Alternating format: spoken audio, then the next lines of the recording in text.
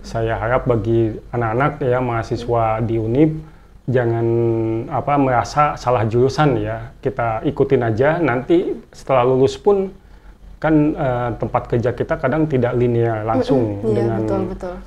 apa yang kita pelajari.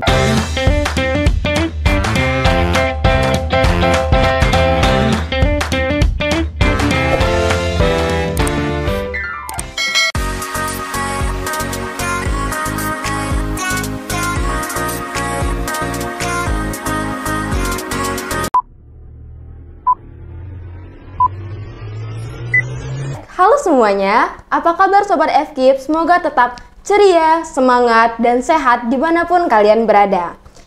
Kembali lagi dengan podcast kesayangan kita, Apa Kata FKIP? Tempat nongkrongnya ide-ide keren seputar fakultas tercinta kita, Fakultas Keguruan dan Ilmu Pendidikan. Di sini kita bakalan ngobrol, berbagi cerita, hingga nyari inspirasi bareng-bareng. Nah, sekarang kita kembali kedatangan tokoh inspiratif yang kiprahnya di dunia akademik sangat luar biasa.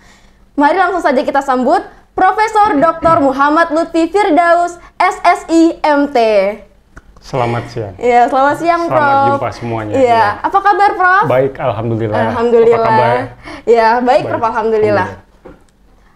Pantengin sampai akhir ya Sobat FKIP, karena kita akan kupas tuntas perjalanan Profesor Lutfi mulai dari pengalaman belajarnya hingga capaian-capaian luar biasa yang telah beliau raih. Podcast FKIP Universitas Bengkulu, Long Life Learning. Luar biasa. Pernah nggak sih Prof merasa salah jurusan? Karena mahasiswa zaman sekarang itu kerap ada fenomena dengan salah jurusan. Perasaan ketika sudah daftar di suatu prodi, tapi dia merasa kayak, aduh ini bukan jalanku. Pernah nggak merasa salah jurusan? Dan kalau jika pernah, gimana mengatasinya, Prof? Iya, sebetulnya kalau saya pribadi salah jurusan itu pas naik angkot ya, tahu angkot ya? Iya, tahu. Taksi, nah itu mau ke Pasar Minggu kok jadi ke Bentiring, nah itu salah jurusan. Tapi kalau kuliah menurut saya kurang pas ya, itu mungkin jadi excuse bagi mahasiswa yang sebetulnya mungkin lebih senang main dibanding belajar. Nah jadi kimia ini banyak orang lihat dia sulit ya, tapi sebetulnya kalau dipelajari dan kita tidak menganggap itu salah jurusan, ya bisa kita pahami dengan baik dan benar. Jadi saya harap bagi anak-anak ya mahasiswa di Unip jangan merasa salah jurusan ya. Kita ikutin aja, nanti setelah lulus pun kan tempat kerja kita kadang tidak linear langsung dengan apa yang kita pelajari. Jadi daripada kita mubazir ya waktu, tenaga, uang, energi yang sudah habis karena menganggap salah jurusan, itu kurang pas menurut saya. Baik, luar biasa ya Sobat FKIP. Jadi buat Sobat FKIP yang masih merasa salah jurusan, boleh didengarkan pesan dari Prof. Lutfi tadi. Nah, selanjutnya Prof. Jadi kan S1 dan S2-nya masih dalam lingkup Indonesia, Prof. Nah, S3-nya itu Prof. Alhamdulillahnya mendapatkan beasiswa kalau nggak salah ya, Prof. Ke Universitas Kyoto di Jepang. Boleh Prof diceritakan terlebih dahulu kenapa sih memilih untuk menempuh S3 di luar negeri dan kenapa Jepang menjadi pilihan? Ya, baik. Jadi S3-nya beasiswa dari Monbuso, itu dari pemerintah Jepang ya. Kemudian saya ambil jurusannya kimia lingkungan ya, karena tadi di S2-nya teknik lingkungan, itu sebetulnya masih ada benang merah antara farmasi, kimia, kemudian teknik lingkungan dan kimia lingkungan. Ada benang merahnya. Ya basicnya sih kimia semuanya, karena kimia adalah basic science ya. Jadi kakinya kimia, tapi tangannya bisa ke lingkungan, bisa ke obat-obatan, bisa ke makanan. Semua yang ada hubungannya dengan alam itu pasti ada kimianya. Nah, terus S2 pun sebetulnya beasiswa ya. S1 yang bukan beasiswa, tapi SPP waktu itu cuma Rp120.000. Oh, masih jadi murah sekali. Ya, beasiswa orang tua tapi tidak menyusahkan orang tua. Jadi alhamdulillah ya lancar ya S1, S2, S3 dengan biaya seminimal mungkin waktu itu ya. Luar biasa ya Prof ya. Itu pertama kali nggak Prof keluar negeri waktu pas menempuh S3? Iya, betul. Jadi pertama kali ke luar negeri dan pertama kali saya naik pesawat terbang. Itu langsung ke Jepang ya, di Kyoto. Iya, luar biasa sekali ya Sobat FKIP. Diongkosin semuanya, malah dikasih duit kita juga kan. Jadi dibiayain tiketnya, kemudian dikasih uang beasiswa juga. Oh, luar biasa. Mau tahu berapa beasiswanya? Boleh di-spill, Waktu itu 170.000 yen per bulan ya. Kalau sekarang yennya agak turun jadi 17 juta rupiahan lah per bulan. Biaya hidupnya ya, di luar SPP, UKT kayak gitu. Oh, luar biasa. Jadi lumayan makmur waktu itu. Ya, makmur sekali. Waktu itu HP saya iPhone. Sekarang nggak kebeli lagi. Luar biasa ya Sobat FKIP ya. Nah Prof, dalam perjalanan yang luar biasa kan pasti ada rintangannya ya Prof ya. Nah pernah nggak sih Prof merasakan culture shock baik akademik maupun sosial? Karena kan seperti yang Prof bilang tadi, Prof baru pertama kali berada di negeri orang. Ya pasti culture shock itu luar biasa, apalagi kita di Jepang ya. Dari makanan aja mungkin ya waktu itu belum ada kayak bento ya, bento belum ada, apalagi kaiteng sushi, kuya sushi, maruge udon itu belum ada dulu ya. Jadi ya kaget pertama datang loh kok pada mentahan semua. Terus kebanyakan kebanyakan ikan-ikan gitu kan. Kita makan ikan yang udah dimasak aja kadang nek ya. Ini ikan mentah coba bayangkan. Iya, jadi awalnya dari makanan itu yang paling berat ya, dengan homesick kita karena di Indonesia kan makanannya spicy, tasteful lah ya, jadi banyak rempah-rempahnya. Di sana mungkin karena serba mahal tadi, sumber daya alam juga tidak sekaya Indonesia, jadi makanannya tuh jarang sekali ditambahin bumbu-bumbu, apa adanya aja, paling pakai saus cuka gitu ya. Agak hambar jadi ya, hambar. Tapi lama-lama dengan berjalannya waktu ya kita jadi malah sudah hobi ya, makan sushi, sashimi itu udah jadi hobi, enak malah. Berarti sekarang makanan favoritnya sushi, jangan-jangan Prof? Ya, sushi, sashimi itu yang penting kalau bagi saya halal sih ya, halal dan saya tidak pandang bulu apapun, meskipun nggak ada rasanya, saya masuk bismillah gitu. Iya, nggak sulit. Baik Prof, nah kan itu S3 ya Prof. Nah kemudian setelah menyelesaikan S3, Prof ini kan juga melanjutkan postdoktoralnya di MIT US ya Prof? Itu kan kembali belajar di luar negeri Prof. Nah alasan memilih MIT itu apa Prof? Apakah ada pertimbangan-pertimbangan memilih kampus MIT? Ya, sebetulnya ada beberapa postdoc ya. Setelah selesai di Kyoto University, saya juga diminta stay di situ dan itu juga postdoc kurang lebih 3 tahun ya saya, dan ya kerja dan mati sebagai peneliti postdoc di situ ya. Dan gajinya sudah bukan 17 juta lagi, tapi gajinya betul-betul seperti orang Jepang. Wah, udah kalau saya sebut nanti pingsan. Aduh.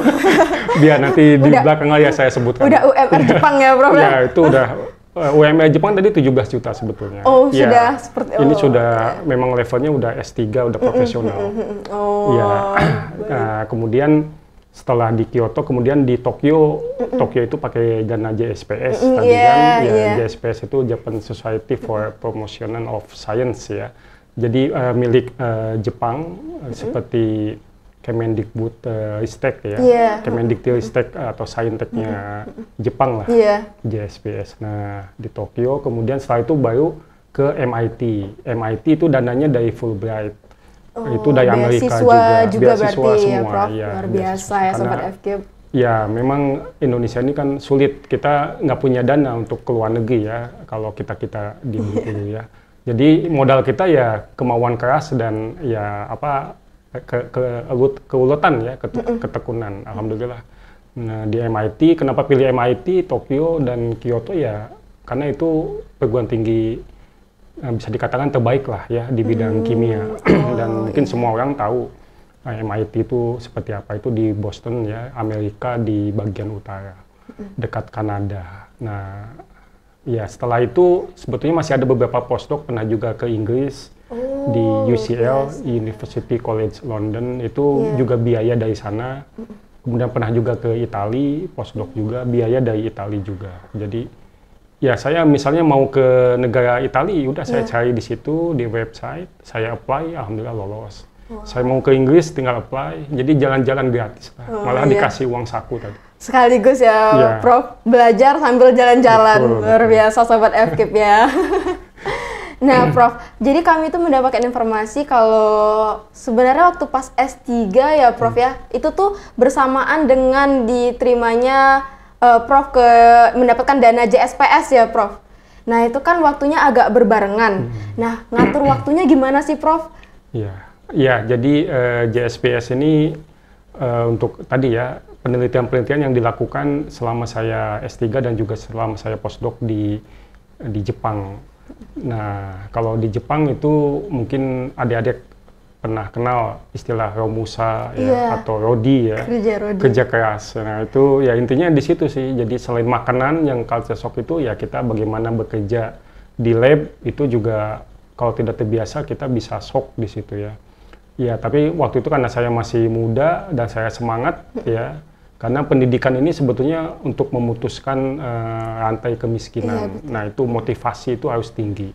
Jadi kalau adik-adik mau berhasil ke depannya harus punya motivasi kuat. Jadi kalau ada tantangan-rintangan seperti culture shock tadi, ya kita bisa lalui dengan smooth gitu ya. Ya, di sana kerja dari pagi sampai malam ya. Kadang Sabtu Minggu pun kita ke lab ngambil data. Nah, itu tapi lama-lama kebiasaan dan makanya sampai sekarang juga terbawa ke Bengkulu ya. Saya senang bimbing, meneliti dengan mahasiswa bimbingan, kemudian sama-sama menulis dengan mahasiswa bimbingan. Itu karena sudah digembleng di Jepang tadi ya. Luar biasa. Berarti itu bisa termasuk ke dalam pelajaran yang paling berkesan ya, Prof ya, selama berkuliah di Jepang. Betul, betul. Nah, Sobat FKIP, jadi kuncinya tadi kita harus punya motivasi yang tinggi, kemudian bekerja keras ya, Prof, agar dapat merealisasikan mimpi-mimpi kita. Betul. Luar biasa. Nah, Prof, tadi kan kita udah bahas tentang pengalaman belajar nih, Prof. Boleh ya, Prof, sekarang kita pindah ke pengalaman karir akademiknya, Prof. Baik. Jadi seperti yang Sobat FKIP ketahui, Profesor Lutfi ini kan sekarang menjabat sebagai Wakil Rektor 1 Bidang Akademik Universitas Bengkulu ya, Prof? Ya, untuk periode 2021 sampai 2025 ya. Oh iya. Nah, boleh Prof diceritakan sedikit perjalanan karirnya hingga bisa sampai ke posisi yang sangat luar biasa sekarang ya, Prof? Iya. Ya, alhamdulillah Wakil Rektor Bidang Akademik ini kan sama dengan core bisnis dari sebuah perguruan tinggi akademik ya. Jadi dulu sebelum jadi Wakil Rektor saya pernah menjadi koordinator prodi atau ketua prodi ya di Pendidikan Kimia FKIP, kemudian menjadi ketua jurusan. Sebelum itu jadi sekretaris S2 Pendidikan IPA ya. Kemudian jadi ketua jurusan pendidikan MIPA, setelah itu jadi wakil dekan bidang akademik di FKIP. Nah, baru terakhir kemarin kita dipercaya menjadi wakil rektor bidang akademik. Luar biasa. Jadi memang startnya dari bawah ya, dosen biasa menjadi koordinator prodi. Berarti masih dekat ya, Prof, ya, hubungannya dengan FKIP karena di awal-awal masa jabatan itu menjabat sebagai wakil dekan bidang akademik. Iya, betul. Luar biasa. Nah, Prof, sekarang kan kalau nggak salah tahun 2021 atau 2023 jadi guru, dilantik sebagai guru besar. 2021 ya. Iya, 2021 kan dilantik sebagai guru besar ya, Prof. Nah, namun menurut Profesor Lutfi sendiri, apa sih arti jabatan guru besar itu? Itu adalah sebuah titik pencapaian atau malah menjadi titik awal yang baru, Prof? Ya, guru besar ini kalau dianalogikan ke tentara atau polisi sama dengan jenderal ya. Jadi memang itu puncak karir paling tinggi yang harusnya dicapai oleh semua dosen yang ada di sini ya. Nah, tahun 2020 SK-nya keluar dari Menteri, kemudian 2021 tadi saya dikukuhkan, berarti ya pas 20 tahun ya, saya kan tahun 2000, pas 20 tahun mengabdi menjadi guru besar dan masih panjang saya ke depannya lebih dari 10 tahun lagi. Ya, alhamdulillah. Nah, ini guru besar ini merupakan suatu amanah ya.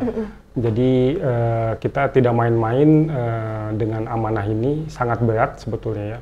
Jadi contoh lah yang paling mudah dipahami mungkin kalau saya tadi menularkan ya motivasi, inspirasi dan semangat kerja saya ke bimbingan. Ya, jadi bimbingan itu kalau bisa ya tadi bekerja seperti di Jepang gitu ya. Dia setelah selesai bimbingan risetnya itu harus menjadi sesuatu hal, minimal publikasi artikel. Ya, dan alhamdulillah banyak dari bimbingan S1, S2 saya itu bisa tembus Scopus ya. Scopus ini adalah database pengindeks jurnal bereputasi. Jadi Scopus dibagi kuartil, ada 4 kuartil kan. Betul. 25% paling bagus itu Q1. Nah, ini beberapa bimbingan saya dia bisa publish di Q1. Padahal S1 dan S2 bukan S3. Wah, luar biasa sekali. Dan di dalam negeri itu di UNIP ya, bukan di Amerika atau di Eropa. Luar biasa sekali Sobat FKIP. Nah, Prof, ya jadi kan berarti kan udah panjang ya Prof ya perjalanan karirnya. Prof Lutfi sendiri, menurut Prof penting nggak sih Prof punya networking yang bagus untuk membangun Universitas Bengkulu ini? Oh iya, itu sangat penting ya, karena dari networking kita bisa mengembangkan UNIP menjadi lebih besar lagi ya. Semua pakai networking, termasuk ya ke kementerian, kemudian ke lembaga penyandang dana di dalam maupun di luar negeri, lembaga riset, termasuk perguruan tinggi dan stakeholder lainnya. Penting itu. Penting sekali ya, Prof ya. Prof Lutfi tadi juga benar informasi yang kami dapatkan juga dekat dengan beberapa menteri ya, Prof ya. Jadi networkingnya bagus ya, Prof. Ya, kebetulan kementerian kita ya, Kemendikti Saintek itu kan sekarang Prof Brian Yuliarto ya, betul, yang dipercaya oleh Bapak Presiden. Nah, beliau ini dulu sempat kerjasama riset WCP ya, WCP World Class Professor. Beliau sebagai WCP-nya di ITB dan saya sebagai dosen penelitinya di UNIP. Jadi kita dapat dana dari DATPM. Dan luarannya alhamdulillah sudah publish juga di Scopus Q1. Jadi ya saya kenal baik dengan Prof Brian, menteri kita, sebelum beliau diamanahi menjadi Mendikti Saintek. Ya. Oke, luar biasa ya Sobat FKIP. Nah Prof, tadi kan masa jabatan sebagai Wakil Rektor 1 ini sudah mau habis ya Prof ya. Nah kan itu meninggalkan banyak sekali terobosan-terobosan yang luar biasa ya Sobat FKIP, seperti Neosiakat ya Prof ya, kemudian jalur masuk jamak, UKT inklusif, dan juga persiapan AIPT ya Prof. Nah itu boleh Prof diceritakan pengalaman dan juga apa sih keempat hal tadi? Ya, baik. Ya, Wakil Rektor ini sudah habis ya tahun ini 2025, dan program-program tadi adalah program kolektif semua unsur pimpinan, termasuk rektor, wakil rektor, dan juga dekan ya, sampai koordinator prodi dan dosen, semua dosen, termasuk mahasiswa dan tendik. Jadi kolektif. Ya alhamdulillah Bu Rektor dan kami semua pimpinan bisa bekerja sama dengan baik, sehingga ya tadi ya akreditasi internasional itu bisa tembus, betul, akuin kita 68 prodi ditambah 1 sertifikat untuk institusi itu full accredited ya, untuk 5 tahun lebih ke depan. Nah kemudian ini menjadi jalan pintas kita untuk menggapai AIPT unggul, akreditasi institusi perguruan tinggi yang unggul.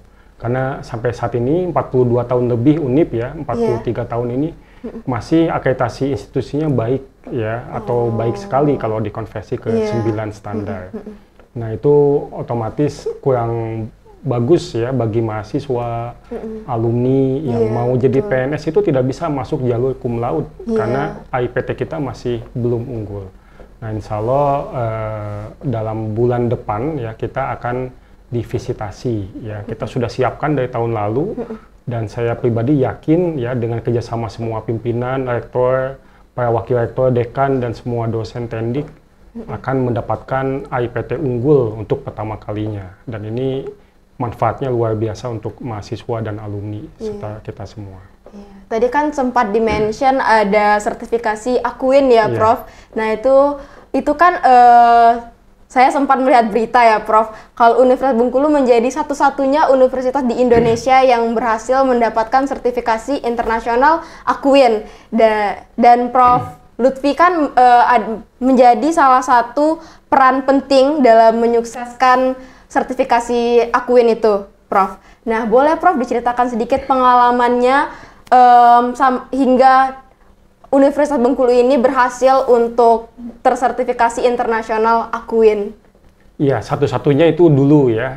Sekarang sudah banyak karena banyak sekali yang belajar ke kita ya, datang ke kita. Bahkan dari yang perguruan tinggi besar-besar ya, itu datang ke Bengkulu. Pelopor jadi Iya, Universitas pelopor. Bengkulu ya. Kita yang pertama kali ya.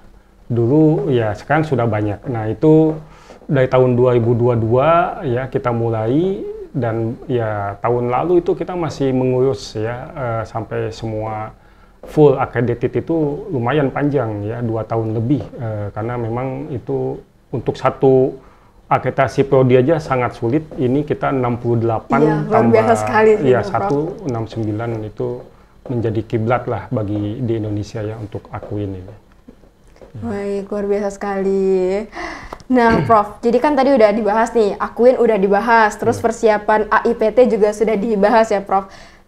Nah, yang belum terjelaskan secara rinci ini sepertinya jalur masuk jamak dan UKT inklusif ya, Prof. Oh iya. Iya, karena kan seperti yang kita ketahui ya, banyak anak-anak di Indonesia itu sebenarnya ingin berkuliah, namun terhadang oleh biaya ya, Prof. Nah, dengan program ini, apakah dapat menyelesaikan atau membantu mengurangi masalah tersebut, Prof? Ya, baik. Jadi semenjak kepemimpinan kami ya, Bu Rektor dan para wakil rektor serta dekan-dekan, kita munculkan ya, kita telurkan, kita buat jalur jamak ya.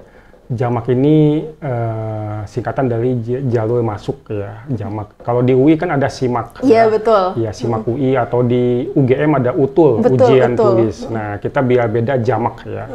Nah, ini jamak Kreatif ya, Prof, ya. ya. Jamak ini ada 4 sebetulnya, SNBP, Iya. prestasi berdasarkan raport. Kemudian SNBT itu UTBK, tes ya, berbasis komputer. Ini sudah selesai. Nah, yang hari ini mulai adalah UTBK Mandiri, SMMPTN Barat. Ini kerjasama dengan beberapa perguruan tinggi di Sumatera dan wilayah Barat. Ini sudah mandiri, jadi mandiri kita dibuat 2 ya. Yang terakhir adalah jamak ya. Ini mandiri juga, tapi khusus UNIP. Jadi kalau nggak lolos SNBP, SNBT, dan SMMPTN, kita jamak takhir di Masih sini. ada Ya, masih harapan ada. ya. Jamak itu kan ada jamak takdim, nah ini jamak takhir. Oh, jamak Jadi takhirnya. insya Allah kalau nyoba ini asal pilihannya tidak yang kedokteran atau yang tinggi-tinggi, itu insya Allah bisa jadi mahasiswa UNIP. Jadi silahkan adik-adik SMA ya yang mau jadi mahasiswa UNIP, masuk lewat jalur jamak itu insya Allah ya. Memudahkan sekali Memudahkan ya, Prof kita, ya. iya. Iya, betul.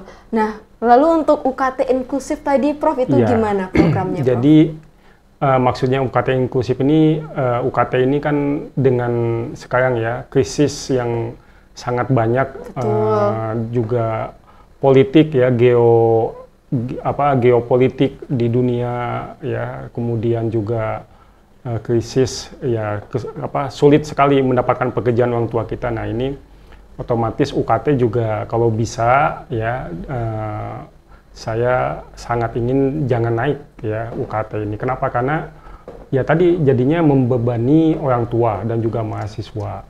Jadi pendidikan ini harus inklusif. Bagi mahasiswa atau orang tua yang kurang mampu pun harusnya bisa mendapatkan akses pendidikan tinggi, termasuk kuliah di UNIP. Nah, itu jadi bagaimana caranya agar UNIP tetap berkembang, karena untuk berkembang kan butuh dana yang banyak. Ya, salah satunya dengan menambah tadi jumlah mahasiswa. Sekarang kan banyak kursi yang kosong. Nah, itu lewat jalur jamak ini kita maksimalkan kursi yang kosong ini jadi tidak ada gitu. Tapi dengan catatan UKT jangan dinaikkan. Nanti kan total sumnya itu kan pemasukan PNBP UNIP akan tetap naik. Terus kita juga sedang kembangkan Neo Siakad ya, bersama dengan LPTIK untuk menggantikan Siakad yang lama. Nanti insya Allah bulan Desember nanti ijazah dan tasbita sudah bilingual. Dan mahasiswa baru yang masuk tahun ini dari jalur SNBP dan SNBT termasuk Mandiri, 2 jalur itu sudah registrasinya lewat Neosi Akad. Wah, luar biasa ya Prof. Jadi jalur masuk Jamak dan UKT inklusif ini tadi berkesinambungan ya Prof ya? Iya, betul. Itu luar biasa. Nah Prof, tadi kan udah dibahas perjalanan karir akademiknya. Apa sih Prof harapan atau rencana untuk Universitas Bengkulu ini untuk 5 tahun ke depan? Ya, kebetulan tahun ini sedang ada kegiatan ya, Pesta Demokrasi 4 tahunan UNIP, pemilihan rektor. Iya, betul. Nah, itu pemilihan rektor ini ya menjadi kesempatan bagi semua dosen ya untuk mencalonkan diri dan juga menitipkan suaranya kepada Senat untuk memilih calon rektor yang terbaik. Ya, tadi pagi alhamdulillah saya sudah mengembalikan berkas dan insya Allah saya ingin tetap berkontribusi maksimal untuk lembaga UNIP yang lebih bagus ya. Dan saya yakin yang lain juga yang daftar bakal calon rektor UNIP 2025-2029 ini juga orang-orang yang terpilih, orang-orang yang baik semua. Betul. Termasuk jadi, Prof Lutfi ya? Ya, luar biasa. Insya Allah kita akan memaksimalkan semua potensi yang ada. Nah ini ada beberapa program ke depannya ya. Salah satunya tadi input mahasiswa, kemudian proses pembelajaran mahasiswa, ya pendanaan PKM, kemudian bahasa Inggris itu harus maksimal selama 4 tahun di UNIP itu harus nanti begitu selesai semua mahasiswa itu harus bisa berbahasa Inggris karena inilah yang sangat penting untuk tadi go internasional ya untuk mendapatkan beasiswa ke Jepang, Amerika atau ke Eropa. Dan untuk dosen dan tendik juga kita akan banyak pelatihan untuk meningkatkan kompetensi. Dan program terakhir itu tentang tata kelola UNIP nanti terintegrasi semua, paperless, agar lingkungan juga tetap lebih aman, nyaman, tidak banyak kertas, tidak banyak tinta, dan juga efisiensi ya dan efektivitas menggunakan sistem informasi yang terintegrasi. Baik, wah luar biasa sekali Prof. Nah mungkin untuk pertanyaan terakhir, apa sih Prof harapan untuk kami atau pesan untuk kami akademisi muda yang ingin menapaki jejak serupa seperti yang sudah Prof Lutfi lakukan? Ya baik, jadi itu ada adik mahasiswa ya, motivasi ya, kita ke depan ini hidup makin sulit ya karena pemanasan global, krisis, geopolitik dan lain-lain. Jadi mencari kerja di Indonesia itu akan sangat sulit. Nah ini tantangan bagi Gen Z ya dan mahasiswa sekarang. Tapi tantangan ini jangan jadikan suatu alasan untuk kita menyerah.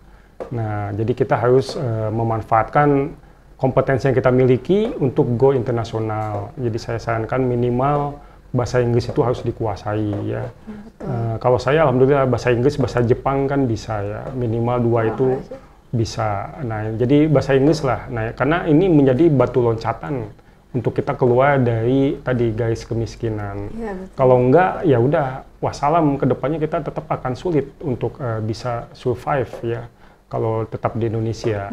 Dan ya kalau mau jadi PNS, dosen seperti saya, ya kita harus banyak-banyak belajar tentang bagaimana CAT, ya, bagaimana literasi, ya itu insya Allah karena banyak anak bimbingan saya juga menjadi dosen ya di perguruan tinggi kayak di ITS, ITERA, bahkan ada di UNIP, di UIN, dengan catatan tadi kita harus bersungguh-sungguh belajar dengan motivasi yang kuat untuk mengangkat derajat keluarga kita ke depannya.